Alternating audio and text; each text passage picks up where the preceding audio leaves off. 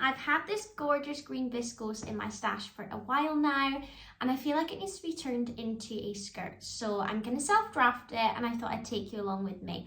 Let's get sewing. In case you're new to my channel, I'm Brogan and I make videos about sewing, fashion and all things crafty.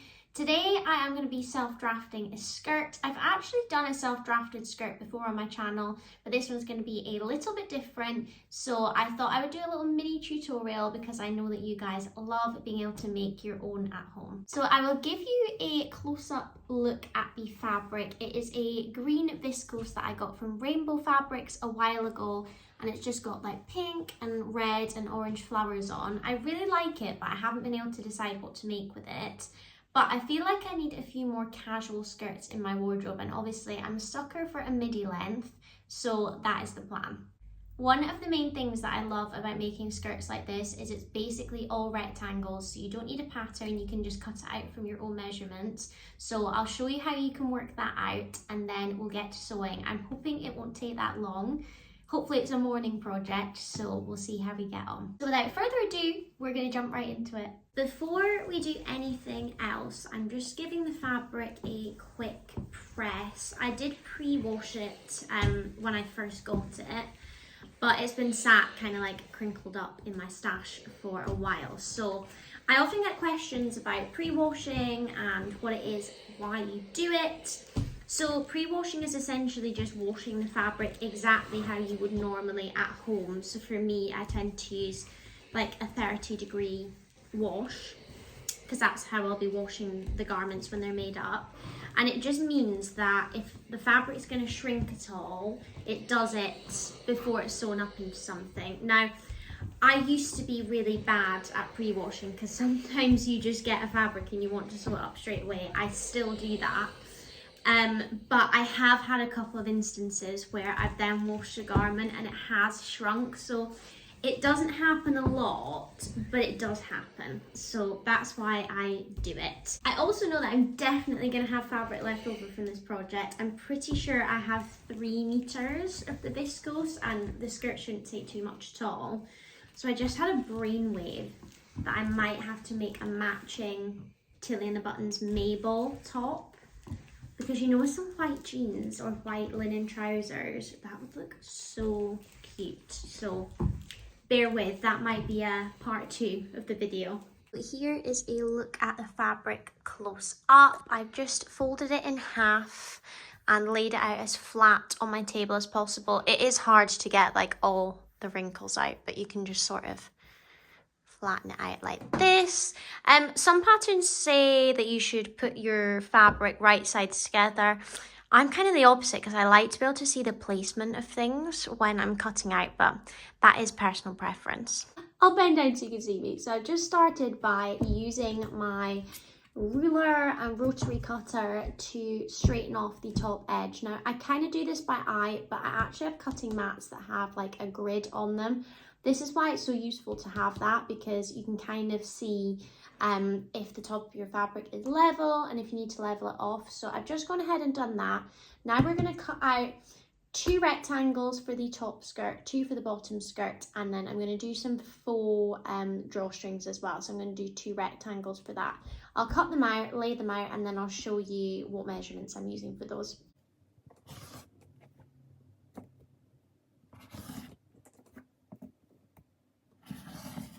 I will put all of the actual measurements that I used in the description box below, but for reference, I am a 25-inch waist. So this top tier, there are 2 pieces here for the top tier. We are going to be folding under 4 centimeters to make a channel.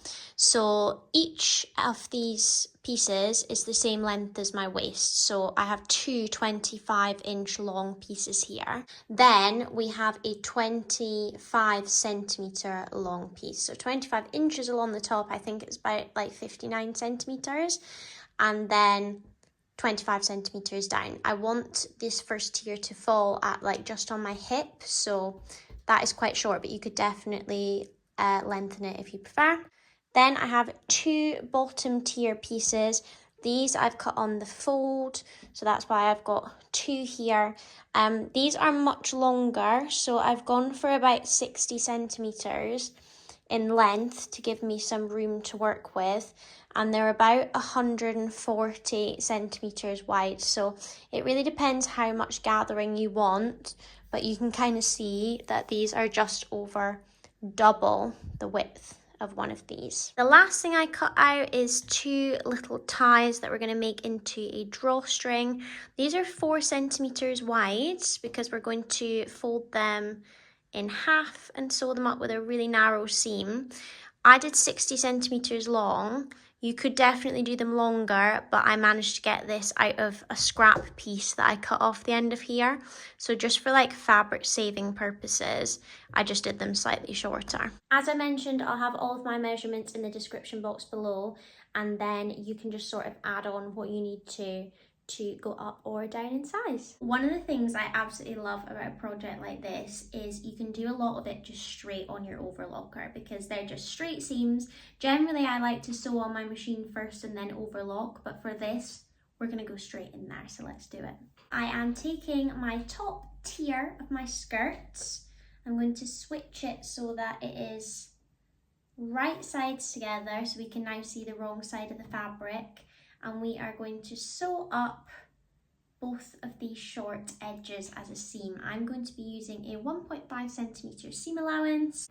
This 5/8 of an inch is basically 1.5 centimetres. So as you sew, you just want to line up the raw edge of your fabric with that bit, and it sews it at the right seam allowance and it chops off the excess.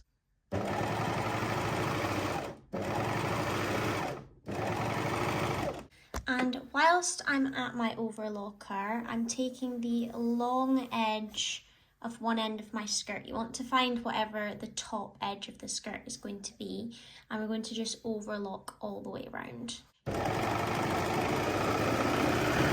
Top skirt is prepped. We've finished our long edge and the side seams are sewn together. Now's a good time to go in and just trim any extra threads we've got. And then what we're going to go in and do is exactly the same on the bottom tier. So we're going to do the side seams of the bottom tier, but this time we're going to finish the bottom edge rather than the top. Side edges are sewn together. Keep it real with you guys. Even though I used an actual ruler, I still managed to not get these the exact same length. But it's okay because we're now going to go in and finish the edge of the hem, and you can see here that I've got a bit of a difference. We're just gonna chop that right off. You won't even know. If you're unsure on what length you want the skirt to be, if you're just experimenting, you may want to skip finishing that edge until we try it on later. It's completely up to you. Now is the ideal time to take a pause and press our seams. I think it just makes such a difference to the overall finish of the garment if you're organised as you go along and press everything out. So we're just going to do that nice and quickly. I had a few comments both on here and my Instagram about my iron. So I've actually got the Eliso Smart iron. It was gifted to me, I didn't purchase it, but if it broke, I would 100% purchase another one.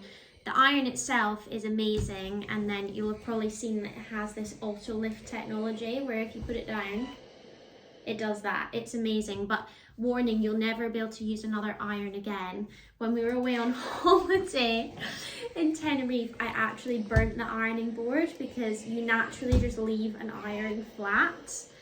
And yeah, you can't do that with all irons, so just bear that in mind. Now it's the best part because I get to go to my thread reel and pick a matching thread. Also, how much does it annoy you that I've got some gaps now? I didn't think this through. I need to repurchase those colours that I've used. But anyways, we have the fabric, so I'm thinking that one is probably the best colour. What do we think? Or, yeah, actually my greens aren't really doing it for me today. But yeah, I think I'm gonna go for this one. Standard sewing chat whilst I thread up my machine. So I have some exciting news. This is the last YouTube video, hopefully, that I will be filming on my little iPhone. Obviously I started YouTube just because I really enjoyed it and I've had loads of good feedback about my tutorials, but now obviously this is my job, doing my social media, so I really want to up the quality on my videos. So when I have a little lunch break today, I'm gonna go on and order myself a camera. Okay, machine is threaded up and we are now going to take our top skirt and bottom skirt and we're going to gather the bigger one of the two in so that it's the same length as the top skirt. So you want to grab your bottom tier, and if you did your overlocking, that will be at the bottom because that is our hem edge. So we're going to work with the edge that we've not sewn on yet, and using big stitches on your machine. So you're really going to want to put it up to the maximum stitch length. It's usually a 4 or 4.5 on most machines. We're going to run 2 lines of gathering stitches. So we're just starting at one side seam. I'm going to pop my presser foot down and sew a line of gathering stitches really quite close to the edge, so at about 0.5 centimeters.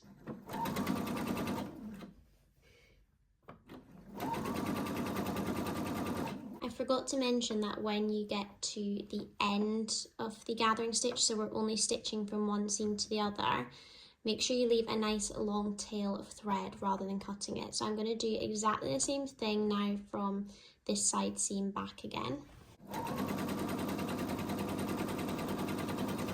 Gathering stitches are done, so I just thought I'd show you what it looks like. So that first row is at just under 0.5 centimeters, and then this is just under 1.5 centimeters, the second row. And I've done the same on the front skirt and the back skirt, because at this point we'll be sewing our main seam at 1.5, so it should actually just hide in all the gathering stitches and it saves you time unpicking. Some people prefer to do this last stitch at like 2 centimeters, so it would fall outside the seam allowance, and if you prefer to do that, go ahead. It just means you'll be unpicking those gathering stitches after. Guys, Roger hasn't been in my videos for so long, but he's just come into the sewing room to see what I'm up to, so I thought I'd let him say hi. You're gonna laugh at me, but since I've become a mum, my brain is like scrambled eggs. I don't know why. I feel like I've just got so much to think about at all times. And I actually have a brow appointment in like 15 minutes. So I'm gonna go race there and then we can finish this together when I get back. So next clip, hopefully my brows are looking slightly less crazy than they are right now. I'm back. The brows are looking fresh.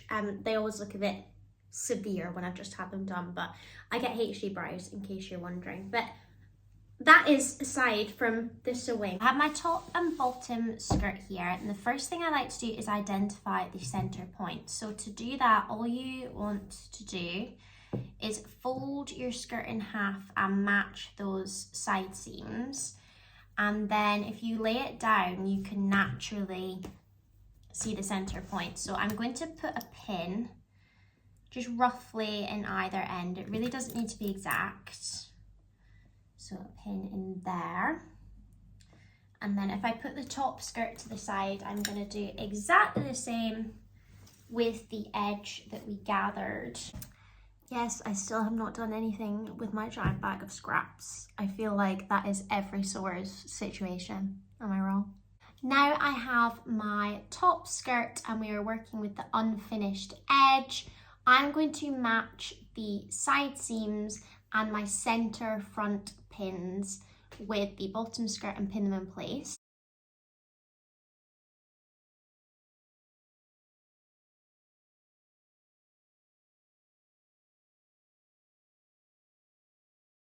I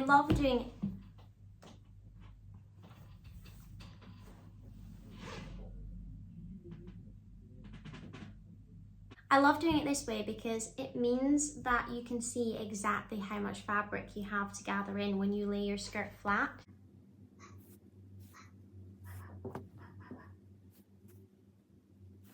Gathering is done. That bit can be quite time consuming. It's probably the longest part of this skirt, but it's worth taking your time to do it properly. So this is what it is looking like all the way along. So I'm going to take this over to my machine and stitch it down at 1.5 centimeters away from the edge. And our skirt is starting to look like a skirt.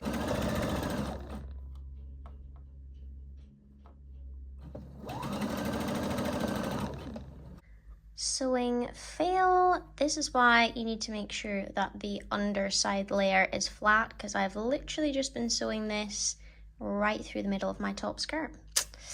Rookie error. I'm gonna go unpick that.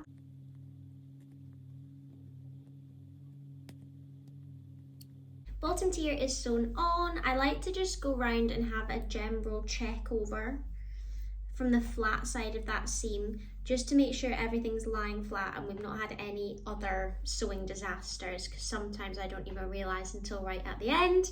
But we're looking good, so we can go in and finish that seam. Obviously I've got my overlocker, which I will use to finish the seams together.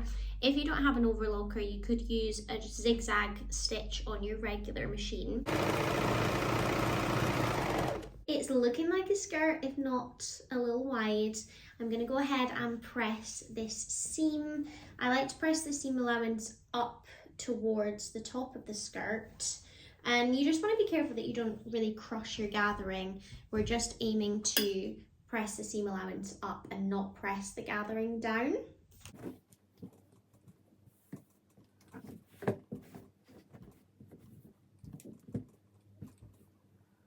Now we're going to prepare the elasticated channel at the top of the skirt. So I've turned my skirt inside out, I've got the wrong side facing up. Grabbing my little tape measure, I am going to measure 4 centimeters from the top all the way along and press that under, pin it down, and that will create the perfect channel all the way around our skirt.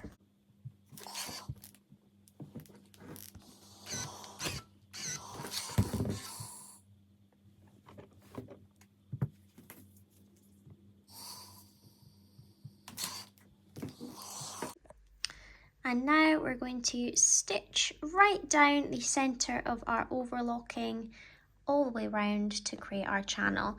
You do want to remember when you get back round to this end to leave about an inch gap, because we'll need that to feed our elastic through. Now I'm grabbing my 2.5 centimetre wide elastic really professionally.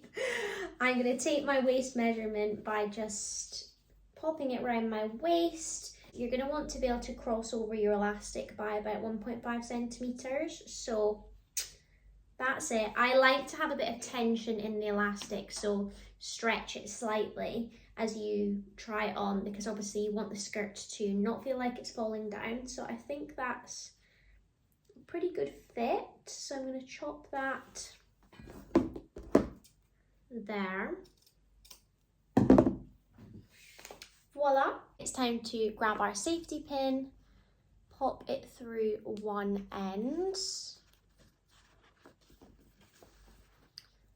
find the hole that we left. Where are you? There you are.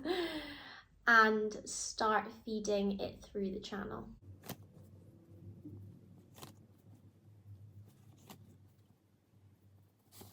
And we're back round to the start, so pull that elastic through,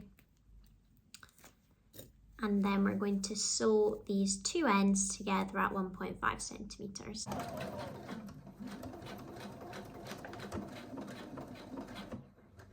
Tuck in your finished elastic to your hole, and then we're going to complete this seam by stitching down our hole.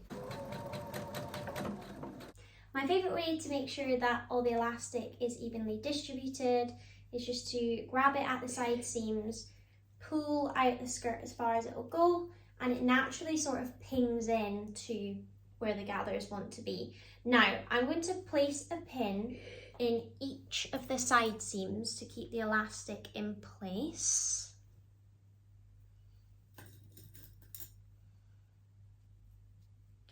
And then also just roughly in the centre front and the centre back. So I basically just split my skirt into 4. I've got a pin at the side seams and then in the middle of the front and back.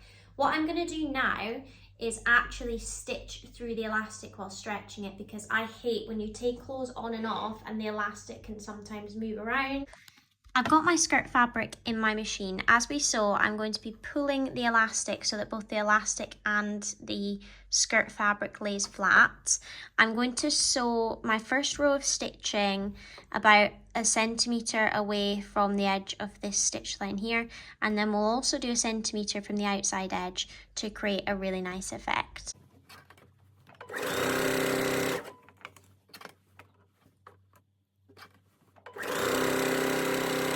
So 2 lines sewn, and you can see that it just makes a really nice effect, and it's going to stop your elastic going places as you wear the skirt. This next part is definitely optional, but I'm going to add like a faux drawstring kind of tie to the front. So I've got both my long rectangular pieces right sides together. We're just going to sew a 1 centimetre seam down one of the short ends. I've given that a quick press open, and now again right sides together, we're going to fold the tie lengthways to make one long strip. Starting from one of the short ends, I'm using a really tiny seam allowance here, like a couple of millimeters. We're going to sew along the short end, pivot and go down the long end.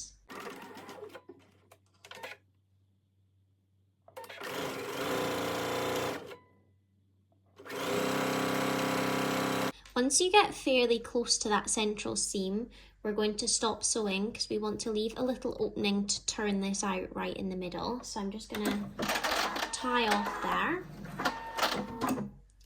and then skip that central opening and start sewing again.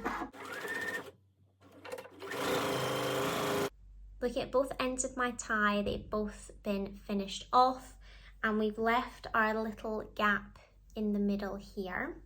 So taking my favourite loop turner, I think medium is probably going to be big enough. I will pop this through to one end.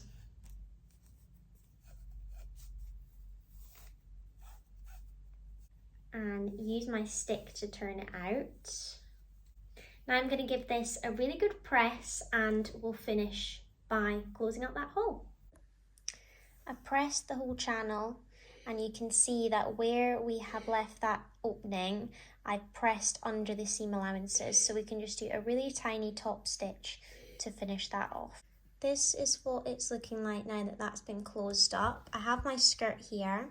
I've marked with a pin the centre front point, and we're going to match up the centre point of the channel to the point that I've marked on the skirt and pin it down right in the centre of my waist channel. This is what it's looking like. Now it's a simple case of tying a bow. You can do this when you're trying it on as well, to be fair, but just to show you what it looks like. How cute is that? I did tell you this was a quick project. We basically have a skirt. The only thing that's left to do is to give it a quick try on and check you're happy with the length. I know I'm happy with this, so I'm going to go ahead and hem it. If you have quite a lot of length that you want to take off, or you prefer a deeper hem, sometimes I like a 2.5 centimetre hem. It looks really nice. But for me, I'm literally just going to finger press in and stitch a narrow hem along that overlocking there.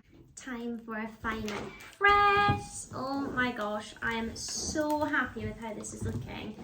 And honestly, if I hadn't had the, essential eyebrow break and whatnot, I think this would have taken me maybe an hour and a half, 2 hours, I don't know. It's so quick. So it's the perfect little beginner style project, or if you just want a really quick, satisfying sew, then definitely give this a go. Now that I have finished this, I'm feeling I need a matching top, because I'm loving having the option of 2 pieces or separates. So let me know in the comments below what top you think I should make. I actually love this style of strappy shirt top. I actually have a tutorial for this on my YouTube as well, so definitely check that out if you've not watched it yet. I actually made it when I was super pregnant, and I still wear it now. That is the beauty of sharing.